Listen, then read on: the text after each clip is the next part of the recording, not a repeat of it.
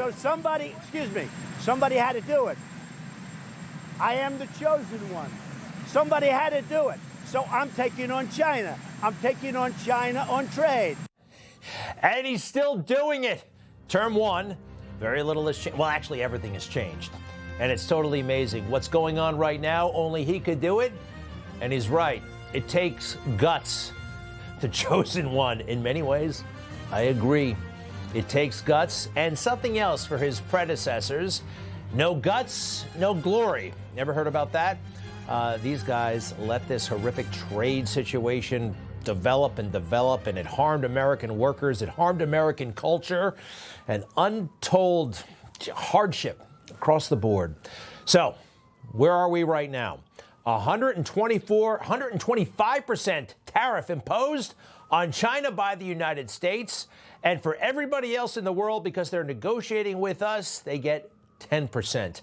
Now, some people on the left say this is a total cave. I don't think so.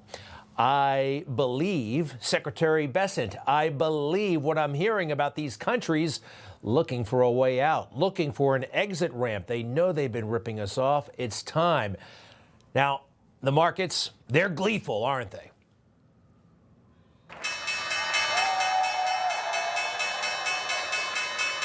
All right, just in a day, up almost 3,000 points. That's a lot.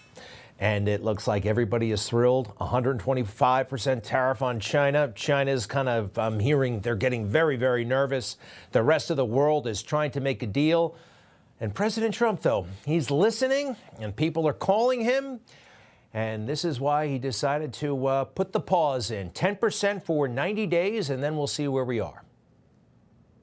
Well, I thought that people were jumping a little bit out of line. They were getting yippy, you know. They were getting a little bit yippy, a little bit afraid. The bond market right now is beautiful.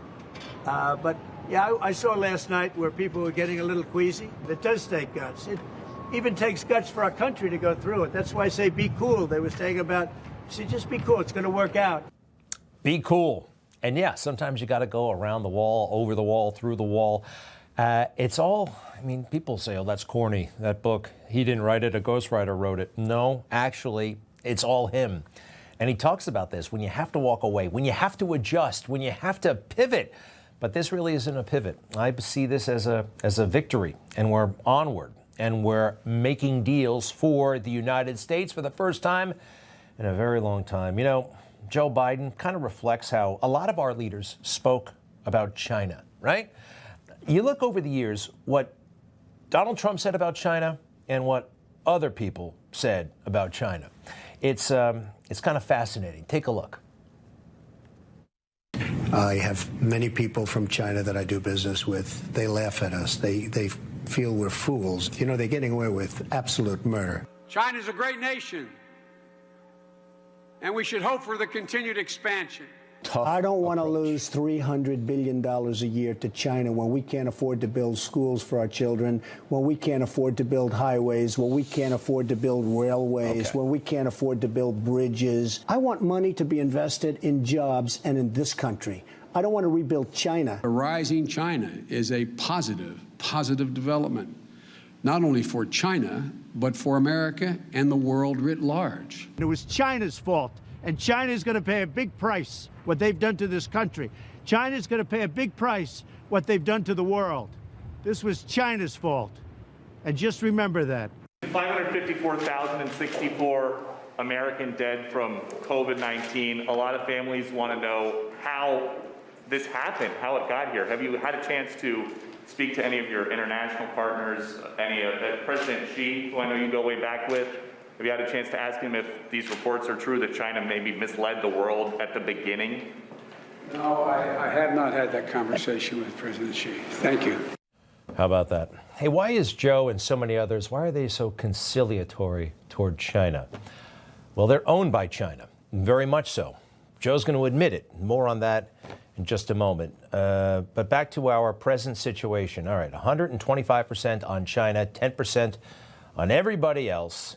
This is, I don't know if you'd call it a pause, a 90-day pause. Was that the plan all along? Maybe not, but I do think, like the president said, you got to adjust. every now and then. You have to have flexibility. I could say, here's a wall, and I'm going to go through that wall. I'm going to go through it no matter what, and keep going, and you can't go through the wall. Sometimes you have to be able to go under the wall, around the wall, or over the wall.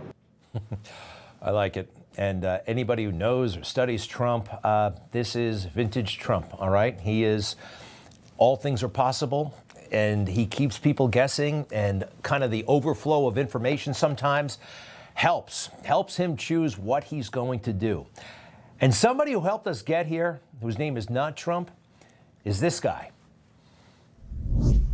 Ross Perot, you remember, the late, great billionaire from Texas, former Navy man. He invented a computer data system that kind of revolutionized record keeping.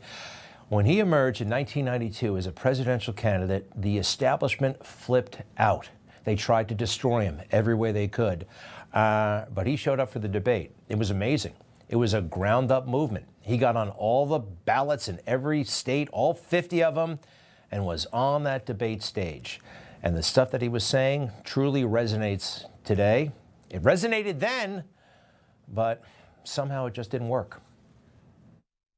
And I think the first question is over here. Yes, I'd like to direct my question to Mr. Perot. What will you do as president to open foreign markets to fair competition from American business and to stop unfair competition here at home from foreign countries so that we can bring jobs back to the United States? That's right at the top of my agenda. We've shipped millions of jobs overseas, and we have a strange situation because we have a process in Washington where after you've served for a while, you cash in, become a foreign lobbyist, make $30,000 a month, then take a leave, work on presidential campaigns, make sure you got good contacts, and then go back out. And the way they're looking at him, George H.W. Bush, why? I'm such a nice guy. Why are you giving away all of our secrets? He's totally explaining how the system really works, and that's 33 years ago. Now, if you just want to get down to brass tacks, first thing you ought to do is get all these folks who've got these one-way trade agreements that we've negotiated over the years and say, fellas, we'll take the same deal we gave you. And they'll gridlock right at that point because, for example, we've got international competitors who simply could not unload their cars off the ships if they had to comply. You see, if it was a two-way street, just couldn't do it. We have got to stop sending jobs overseas. Absolutely. And the next year, it went into overdrive. That's when it started. They didn't listen. They didn't even take him seriously. By they, I mean the establishment, the political establishment, the media establishment treated him like he was some sort of a joke. He wasn't. To those of you in the audience who are business people, pretty simple. If you're paying $12, $13, $14 an hour for factory workers, and you can move your factory south of the border, pay $1 an hour for labor, hire a young 25, that's assuming you've been in business for a long time, you've got a mature workforce. Pay $1 an hour for your labor, have no health care, that's the most expensive single element in making a car, have no environmental controls, no pollution controls, and no retirement, and you don't care about anything but making money, there will be a giant sucking sound going south. But in the meantime, you've wrecked the country with these kinds of deals. We've got to cut it out. And we didn't. And we damn near almost wrecked the country. We did serious, serious damage to it. I look back at that debate. I see how substantive and interesting and compelling he was. You know what? The big news item out of that debate, that George H.W. Bush looked at his watch, that he was aloof and kind of out of it, not as cool as Clinton. That's what people were talking about. That's what the fake news decided was the story. And as for the other big headline, Bill Clinton, that's the debate where he actually said, I think for the first time, I feel your pain. Oh yeah, I feel your pain. That he connected with the audience better than George H.W. Bush. But those important issues raised by Ross Perot just kind of dismissed and not considered. And what a shame. Think of all the problems we would have avoided. Anyway, thank goodness for President Trump. And these politicians, wow. I showed you that contrast between Trump and Biden. I guess Biden also kind of acknowledges it. He just says it out loud. Why was he so cozy? Why was he so friendly to China? Take a look at this. I never saw it before. It's from 2006. Folks, we have mortgaged our foreign policy. Everyone's out there going, oh my God, how in God's name? You know, the Chinese came here and the president didn't get anything. Guess what? They own us. They own us. And Joe wanted to get on the good side with the owners. Everything in his career suggests, yes, he did. Especially when he was vice president of the United States and conspicuously got off the plane with Hunter Biden, who was in the throes, in the depths of his crack addiction when he brings him over to China. And what happened in China? We have these pictures. These are fairly new, only over the past couple of months. He introduces them to all the heavyweights in China. Now, why in the world would he do that with a compromised person like Hunter, with an addict like Hunter? This was the vehicle to make money.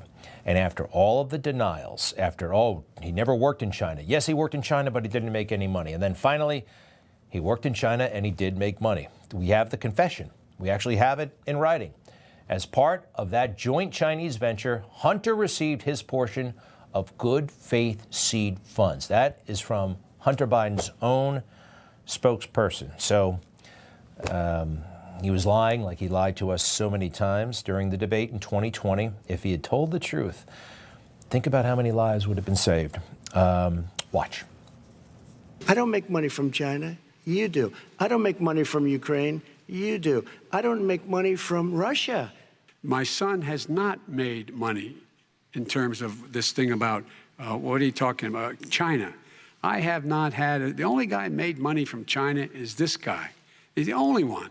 Nobody else has made money from China. From the photos, his son with President Xi, and this admission from Hunter Biden himself. Wow. So much makes sense now. Why they've gotten over on us. Every country in the world almost. And the China balloon, anybody remember that? The thing flew over America, all over our military bases.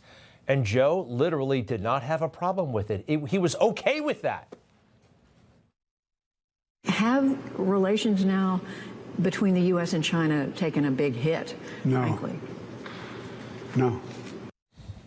All right. No.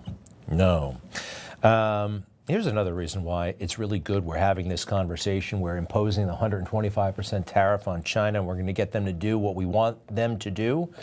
The conditions in China, what people are going through over there, it's slave labor. It's absolute slave labor. There's one situation where they have a factory. It's so bad that during the lunch hour, people throw themselves off the roof to commit suicide. A while back, they came up with a solution. Just put a net up. Take a look at this report. Employees often work more than 10 hours a day, enduring insults and physical abuse. They work 80 hours a week, repeating the same tasks over and over, working overtime until their hands cramp. This exploitation is the reality of China's sweatshops. Employees live in dormitories 8 to a room, common for factories in China. Often roommates, though, will not know each other's names. Most of the people at Foxconn earn just over $2 an hour and strive for a 60-hour work week. In a world ever hungry for gadgets, these people are all too easy to exploit. And ever since 18 Foxconn workers jumped from these buildings, Apple has been accused of doing just that. The suicide nets are still in place. Now, Apple has since made some corrections, I'm told, but so many other factories over there making other items are horrific. Everybody knows it, but nobody really wants to do anything about it because they like the cheap stuff. Information. Truth. Is freedom. Is Newsmax. It's real news for real people.